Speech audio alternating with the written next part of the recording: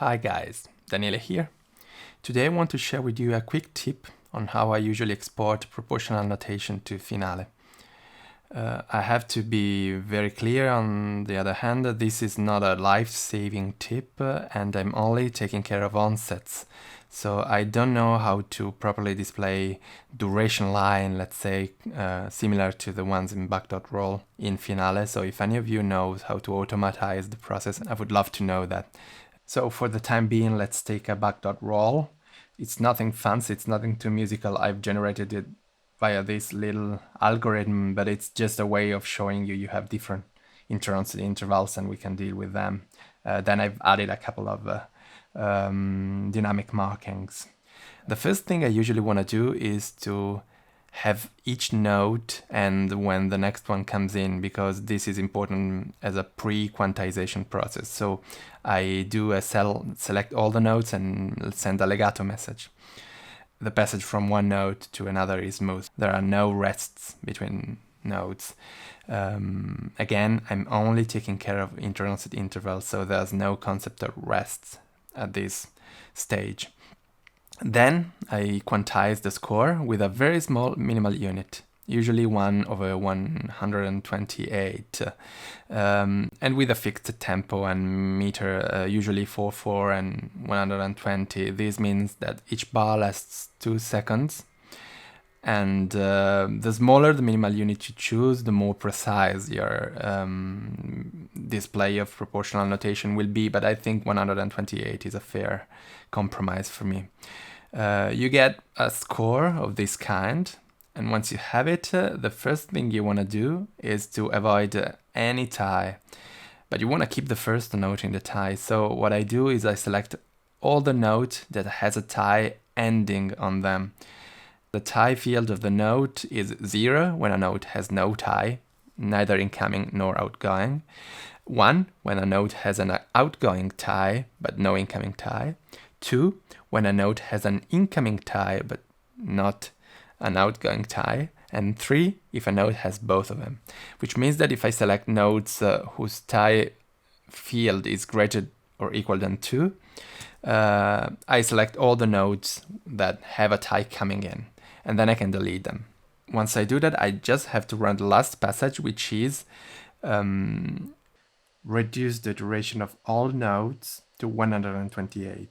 If they are longer than that, like 1/8 or 1/16, then I'll put 128 and then a rest of the proper duration of the difference between the length of the note and 128. I do that via map card, bach.map card. You see that bach.map card calls bach.eval. And what happens is that this bach.eval actually does exactly the thing I said.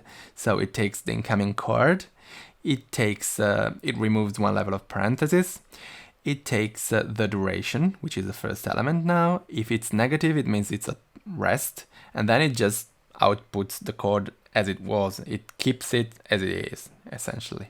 Otherwise, it takes the duration, it removes 128, and then it depends whether the duration with 128 removed is 0 or less than 0. It's never going to be less than 0, so it's going to be 0 at best. In this case, it means that the note was already 128, so we keep it as it is.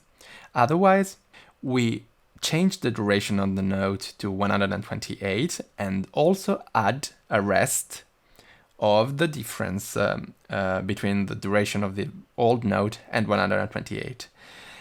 It's easier to see what it does than explain in words.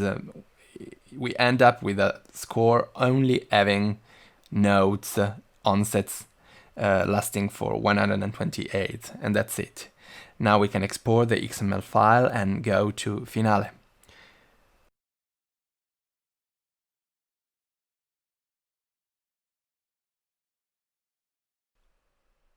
Once we are in Finale, there's a couple of things I want to do. The first one is to set the page to be landscape instead of portrait. This is just something I like to do, but you can do whatever you want, of course. We need to be sure that all systems start and ends together. This is crucial, of course. Then we need to change the staff properties. In particular, we don't want to display any rests in empty measure. We don't want to display bar lines. I think we don't want to display rests at all. We don't want to display stems. We don't want to display time signatures nor ties. And you end up with this, which is close enough to something we may use. Then we delete the tempo. And then we make sure that there are no measure numbers, because there are not going to be any measure for us. And once we've done that, we are almost done. I mean, we can also, we need to be sure that we put the same number of measures inside each of the systems. I usually do that with 5 measures per system, so I got 10 seconds per system. You end up with something like this, which you can of course embellish. This is a starting point. If you need to put a slur or something else which is not supported by Bach, you can totally do that. Now I'm doing a couple of them just to show you. And there's one last step, on the other hand, that we need to take, which is rather important, and it's the spacing algorithm. We need to be sure that the spacing is proportional in each of the measure, and you do that by setting music spacing to time signature spacing. And that's it. That's basically it. You can then make the score a little bit nicer. Adjust thing. It's not going to solve all your problems, as I said. You see there are some things that are still problematic, like this note at the end of the first system. I tend also to want to add a little ruler, which is just an image to show that every system corresponds to 10 seconds, but you can do it, of course, with any other number of seconds. And again, this is a starting point. You're gonna have some issues, but once you're in this position and you want to export this, you'll see that actually, let's try to show it as PDF.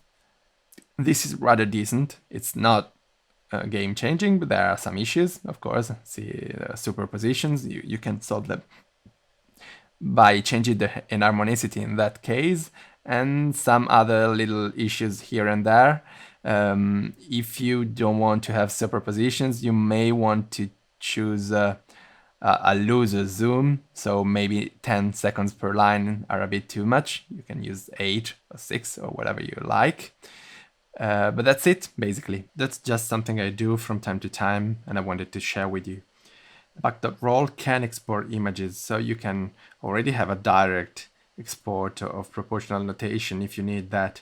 We'll see this in a future tutorial.